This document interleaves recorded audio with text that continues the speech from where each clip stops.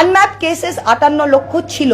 নিজের software use করে পেছনের দরজা দিয়ে প্রথমে বিএলও অ্যাপে, তারপর ইআরও লেভেলে 1,30,00,000 মতো নতুন নাম, লজিক্যাল ডিসক্রেপেন্সি বলে একটা ক্যাটাগরিতে নতুন নাম ঢুকিয়ে দিল যে এদেরও হিয়ারিংও ডাকতে হবে। এটাতে কোনো রিটেন অর্ডার নেই। শুধু পশ্চিমবঙ্গের ক্ষেত্রে ডিও ইআরওদের বলল যে আপনাদের লেভেলে এটা ডিসপোজ করতে পারবেন না।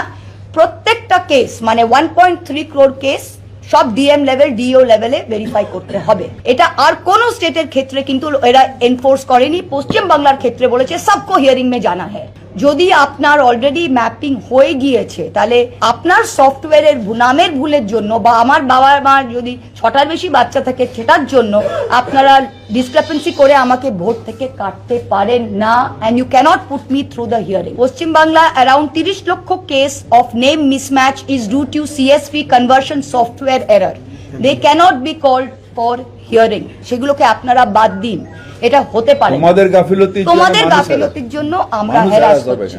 আপনি 31শে জানুয়ারি অবধি হিয়ারিং রেখেছেন, আপনারা দেখেছেন প্রত্যেকটা জায়গায়। যদি হিয়ারিং শেষ না করতে পারে তাহলে আপনি কি করবেন? আপনি কি এগুলোকে ডিলিট করবেন?